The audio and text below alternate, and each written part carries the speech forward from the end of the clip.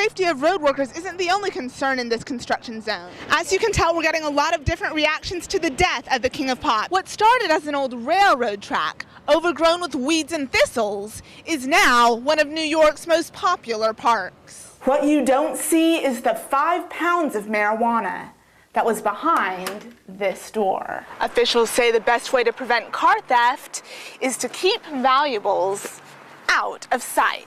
Hello and welcome to Strategy Room's Question of the Day. Today we're going to find out who's been laid off and what they're doing to make ends meet.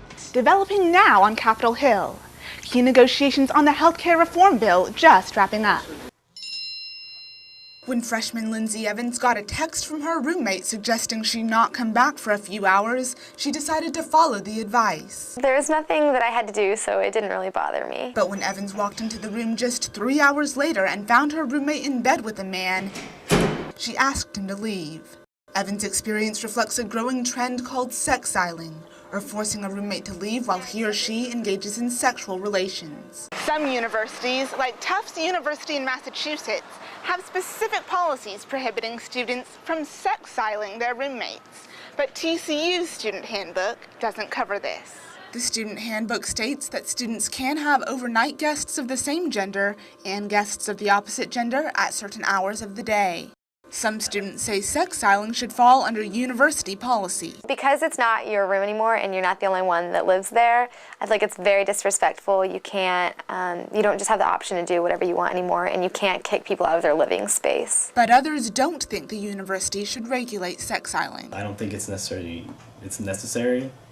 I think it's more of a roommate agreement type thing. Director of Housing and Residence Life Craig Allen says the only students entitled to be in the room are those who live there. But students can visit people of the opposite gender when their roommates approve. Visitation is different from there's somebody who's coming, staying overnight, or even just staying for 4 hours so that we can have a good time. Allen says enforcing an official sexiling policy would be difficult, but encourages students who feel uncomfortable to both confront their roommate and talk to their RA or hall director. Christina Durano, TCU News Now.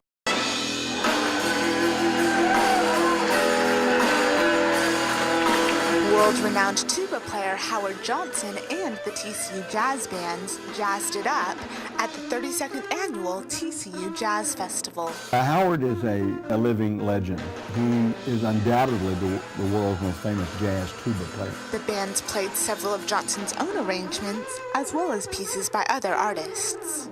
They're certainly able to play all the parts, and they have a great spirit too.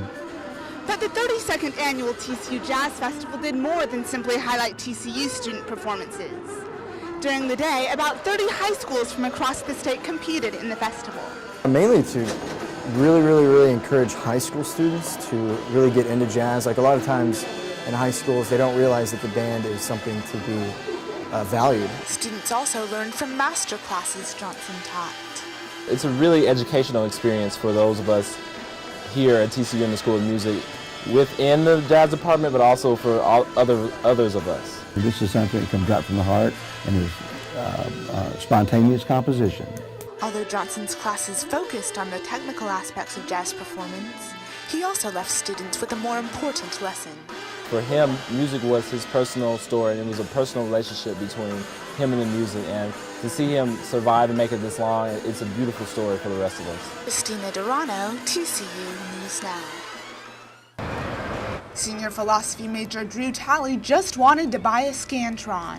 He didn't expect his regular trek to the bookstore to become a life-changing experience. I was walking through an intersection and the car passed behind me, and the driver flipped me off. So Talley took a side street he thought was safe. But the driver followed him, and before he knew it, Talley says 2 men jumped out of the car, grabbed his bookstore bag, and demanded his wallet. He handed them over because he thought if he didn't, they would use violence.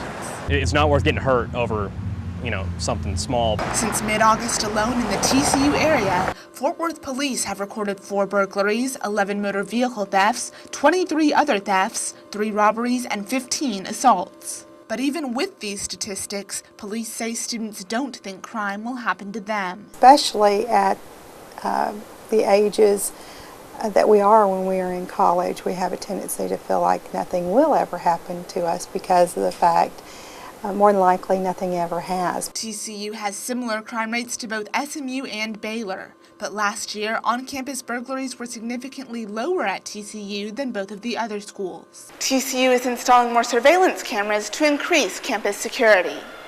Not only are they increasing the number of cameras, they're also increasing their quality. Police say they're always working to upgrade security, but Christian says the biggest key to preventing crime is being cautious and aware. Tally agrees. Be aware of what's going on around you and don't walk around with blinders on. Tally only had $2 in his wallet when it was taken, but the lesson he's learned from the assault is priceless. Christina Durano, TCU News Now. She's 6 years old, 3 feet tall, and her best friend is a 650-pound calf named Duke. Natalie Mai would normally be at home in Rome, Texas, working on her family's ranch. But this is no ordinary day. This weekend, she's at the Fort Worth Stock Show. Natalie hopes Duke will come home with a blue ribbon, but because it's his first show, she doesn't expect it. We call him Montego Bay here, but at home we call him Duke. Since 1896, the stock show has brought families together from around the world to show and sell their livestock. Last year, more than 20,000 exhibitors competed. Though the stock show is thriving, cattle ranchers are feeling the effects of a hurting economy. But families like the Mais help keep the industry alive. 22 years ago, more than 1 million cattle businesses were in existence. Since then, 600,000 of those operations have gone under. The U.S. Department of Agriculture predicted livestock profits would drop by $22.7 billion last year. But that hasn't discouraged the Mais. I mean, part of it for me is making some money too. It helps provide for the family a little bit. So between that and I've always grown up around cattle, and I don't know, I love everything about it. It's in their blood. Natalie has been coming to the stock show since she was a baby. She went to her first stock show when she was 4 days old. She got out of the hospital on a Friday, and we went to the North Texas State Fair on Saturday, and we've pretty much been doing it ever since. And for many families, it's this dedication and passion that have turned employment into enjoyment. Nearly 23% of all cattle ranchers work more than 60 hours per week. And 14-year-old Chaz Tillman knows what it takes to raise a champion. It's long hours. I get up before school an hour and a half, and we feed, and then I don't go in, I get out of school and I go and I work till probably 9 o'clock, nighttime.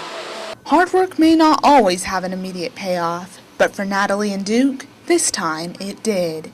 Duke was named Junior Calf Champion of his division. Natalie's dad is proud of his little girl's hard work, and Natalie is just as proud of her baby, Duke.